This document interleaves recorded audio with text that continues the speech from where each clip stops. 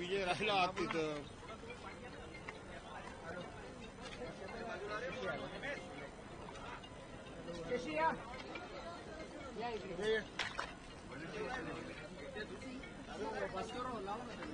कोणाला गेला आणायला? नाही तुम्ही काय विषय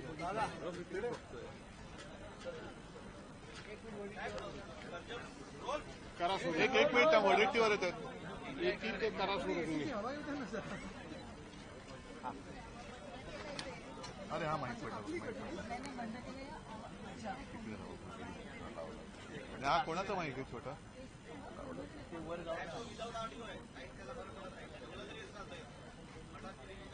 कसंही चालतं. मटा मध्ये मध्ये थांबता पॉज घेतात. बरं चला सुरू करा ते येतील. एक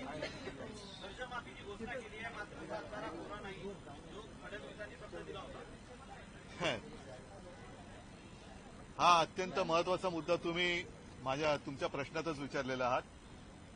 कारण निवडणुकीच्या वेळेला ज्या काही थापा यांनी मारल्या होत्या त्यातली एक थाप होती. ती क्लिप आज सुद्धा माझ्या फोनमध्ये आहे. त्याच्यामध्ये आत्ताचे मुख्यमंत्री म्हणतात की आम्ही शेतकऱ्याचा 7-12 करू, कोरा कोरा कोरा. तर कोरा तर केलेला नाहीये, पण साधारणतः 5 वर्षांपूर्वी आम्ही कालबद्ध पद्धतीने शेतकऱ्यांची कर्जमुक्ती केली होती 2 लाखापर्यंत. आणि ही कालबद्ध पद्धतीने केल्यानंतर त्याच्यामध्ये पात्र अपात्र हे नियमांचं किंवा अटीतटींचं असं काही जंजाल ठेवलेलं नव्हतं. फक्त मला वाटतं 2 वेळेला शेतकरी त्या केंद्रावरती गेल्यानंतर शेतकऱ्याची सरसकट शेतकऱ्याची कर्जमुक्ती आम्ही केली होती. दुर्दैवाने त्याच्यानंतर कोरोना आला म्हणून नियमित कर्ज परतफेड करणाऱ्यांचे 50,000 रुपये प्रोत्साहनपर राशी होती ती आम्ही द्यायला सुरुवात केली आणि आमचं सरकार पाडलं गेलं. एकूण जर का अर्थसंकल्प पाहिला तर 7-12 तर कोरा झालेला नाहीच आहे. लाडक्या बहिणींचं जे काय भरीव 2100 रुपये देणार होते त्याचा कुठे उल्लेख नाहीये. कॉन्ट्रॅक्टरसाठी मात्र ठोस योजना आहेत. म्हणजे प्रत्येक ठिकाणी अगदी डिटेलमध्ये त्याचा कुठून कुठे मार्ग किती होणार आहे, किती कोटींचा होणार आहे, या कॉन्ट्रॅक्टरसाठी ठोस योजना आहेत. शेतकऱ्यांसाठी आणि बाकी म्हणजे कामगार असतील, शेतकरी असतील यांच्यासाठी मात्र हा फसवा अर्थसंकल्प आहे. थोडक्यामध्ये विकासाचं मृगजल दाखवणारा हा अर्थसंकल्प आहे. प्रत्येकाला आता काही दिवसानंतर कळेल की या अर्थसंकल्पाने त्याच्या आयुष्यात काय फरक पडणार आहे. मला असं वाटतं एकतर राज्याची आर्थिक परिस्थिती ही कशी आहे हे सगळेजण जाणतायत. कर्ज काढून फटाके वाजवणारा हा अर्थसंकल्प आहे. त्यातून मला नाही वाटत राज्याचं काही हित साधलं जाईल. आणि शेतकऱ्याचं जर भलं खरंच करायचं असेल तर पात्र अपात्र ही जी काही त्यांनी शाब्दिक खेळ केलेला आहे तो तसा न करता ज्याप्रमाणे आम्ही कालबद्ध पद्धतीने शेतकऱ्याला 2 लाखापर्यंत कर्जमुक्त केलं होतं तसं त्यांनी किती तारखेपासून 30 सप्टेंबर म्हटलंय. पण पहिली म्हणजे आमचं सरकार येण्याच्या आधी जी योजना यांनी जाहीर केली होती छत्रपती शिवाजी महाराजांच्या नावाने ती अजून सुरू आहे.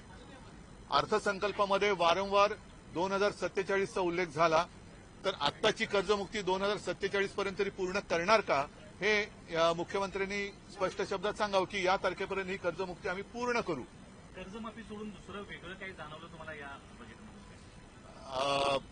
जरा थापांची लेवल वाढले. थापाचे उन्नत महावर्ग झालेले आहेत थापांचे.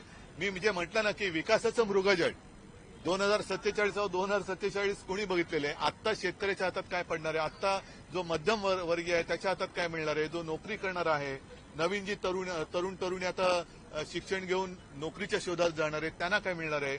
नुसतं त्याच्यासाठी योजना जाहीर केलेल्या आहेत पण त्या योजनाचा पाठपुरावा कधी करणार आणि त्या योजना पूर्ण कशा होणार त्याच्यासाठी निधी या ज्या काही योजना जाहीर केल्या आहेत निधी कुठून आणणार.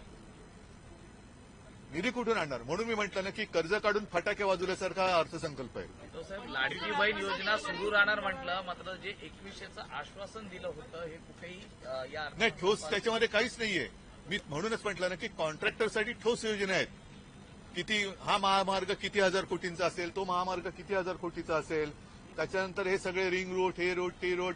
त्याच्यामध्ये तरी एक बरं झालं की एका ठिकाणी ते मानसोपचार केंद्र काढतात त्याची खरंच गरज आहे. त्या ठिकाणी सगळ्यांसाठी नाही, तिकडे बाकी सगळे हुशार आहेत, पण केंद्र त्यांनी योग्य ठिकाणी सुरू करतायत, त्याच्याबद्दल अभिनंदन. निधी पुन्हा राहणार आहे. त्यामुळे प्रश्न असा आहे की ज्या प्रकारे योजना ज्या अगोदरच्या होत्या त्या सुद्धा बाहेर येत आहे. त्यामुळे निधीची कमतरता असल्यामुळे एकंदरीत महाराष्ट्रावरती 9 लाखांहून अधिकचं खर्च आहे. तो 10 लाख कोटीच्या वरती गेला असं वाटतंय. आणि 7.5 लाख होतं, आता ते 9 लाख राहत आहे. 1.5 लाख एकाच वर्षात कसे वाढले? गेल्या वर्षी अरे हो, पण मी थोडीच आहे मुख्यमंत्री, ज्यांनी वाढवले त्याला विचारा. एकीकडे वृक्षतोड केली जाते, एकीकडे वृक्षतोड केली जात आहे, दुसरीकडे 300 कोटी वृक्ष नव्यानं लागवड करण्याचं प्लॅनिंग आहे. हा पण अत्यंत महत्वाचा विषय आहे की एक तर वृक्ष का तोडताय, त्याच्यानंतर 300 कोटी म्हणजे तिनावर किती पूज्य हे, आणि ह्या 300 कोटी वृक्षांना कधी जमीन कुठे आहे ते पहिलं दाखवा. ती जमीन पहिली दाखवा. जसं एखाद्या प्रकल्पासाठी जमीन तुम्ही अॅक्वायर करता, शेतकऱ्याला असेल किंवा इतर सगळ्यांना तिकडनं उद्ध्वस्त करता, एखादं बंदर असेल किंवा काही असताना शेतकऱ्यांना तिकडून हुसकावून लावता, तसं तुम्ही वृक्ष लागवडीसाठी कुठे तुम्ही जमीन आहे ती दाखवा, पहिले नकाशावर दाखवा. आणि तिथे रिझर्वेशन काही आणणार आहात का? एखादा उद्योग आणताना रिझर्वेशन आणलं जातं, तसं वृक्ष लागवडीसाठी 300 कोटी बोललात ना तुम्ही, 300 कोटी वृक्ष लागवडीसाठी त्या जमिनीसाठी रिझर्वेशन आणणार आहात का? तर याच्याबद्दल काहीच नाहीये. आणि पर्यावरण याच्यामध्ये पर्यावरणाचं कुठे देखभाल घेतली गेली आहे? तर त्या ठिकाणी आता 1000हून अधिक संख्या आहे. पूर्णपणे आता काँक्रीटचे रस्ते करणार. बरं, आता हे कॉन्क्रीटचे रस्ते करताना सिमेंट कॉन्क्रीट कोणाकडनं खरेदी करणार हे उघड आहे. कारण मी आमच्या महापालिकेच्या निवडणुकीच्या संदर्भात जी शिवाजी पार्कवरती सभा झाली त्याच्यात बोललो होतो की जवळपास 60 ते 70% सिमेंटचा पुरवठा हा एकाच कॉन्ट्रॅक्टरच्या विविध कंपन्यांकडनं घेतला जातो. म्हणजे ही कॉन्ट्रॅक्टरची धन करणारा हा अर्थसंकल्प आहे. कोणी मागितलेत रस्ते एवढे? आणि या रस्त्यांनी जायचं तरी कुठे आणि जाऊन करणार तरी काय? बुलेट ट्रेन करणार, पण बुलेट ट्रेननी मुंबईचा माणूस अहमदाबादला जाऊन करणार काय?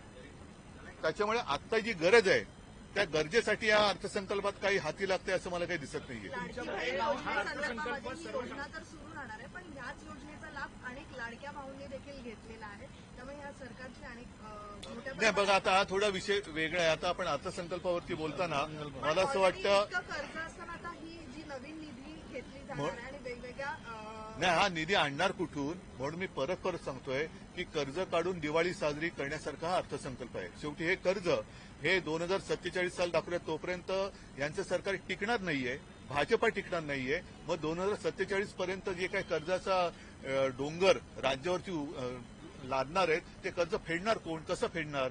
आणि आता कॉन्ट्रॅक्टरची धन करण्यासाठी जसं गेल्या अर्थसंकल्पामध्ये होतं तसंच या अर्थसंकल्पात सुद्धा नुसते रस्ते, महामार्ग, पण आता जे शिकले सवरलेले तरुण आहेत, तरुणी आहेत, त्यांना नोकरीसाठी काय तुम्ही उद्योग आणताय?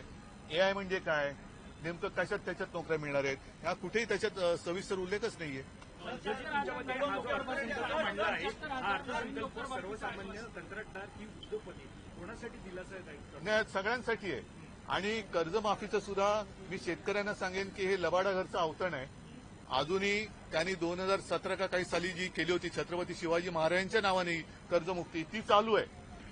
ती योजना अजून चालू आहे. ती कधी पूर्ण करणार? आम्ही सुरू केली आणि कालबद्ध पद्धतीने पूर्ण पण केली. मात्र यांची ही योजना, ती योजना अजून चालू आहे. मग आत्ताची योजना नेमकी कधीपासून कर्ज मुक्त व्हायला शेतकरी सुरू होईल आणि त्याच्यानंतर ही कर्जमुक्ती कधीपर्यंत पूर्ण होईल का ती सुद्धा 2047 पर्यंत चालू राहील. आणि शेतकऱ्याचा 7/12 कोरा करण्याचं तुमचं जे एक आश्वासन होतं ते आश्वासन का नाही पूर्ण केलं? राहुल गांधी यांनी ऊर्जा सुरक्षेसंदर्भात प्रश्न उपस्थित केले. आता तो याच्या अर्थसंकल्पाशी हे नाहीये. मुंबई गोवा महामार्गाचं काम पूर्ण होण्याआधी प्रवाशांना टोल भरावा मानसोपचार तज्ञ सर मुंबई गोवा महामार्गाचं काम पूर्ण होण्याआधी प्रवाशांना टोल भरावा लागणार. हो, नाही, हे सगळं जे बघतोय हा सगळा कारभार संपूर्ण जनता डोळे उघडे ठेवून बघत आहे. आज सुद्धा मराठवाड्यामध्ये रोज सरासरी 3 शेतकरी आत्महत्या करतायत. अशी शेतकऱ्यांची परिस्थिती वाईट आहे. गेल्या 2-4 महिन्यापूर्वी पावसाळ्यामध्ये आपत्ती मागून आपत्ती मराठवाड्यावरती कोसळली होती, महाराष्ट्रावरती कोसळली होती.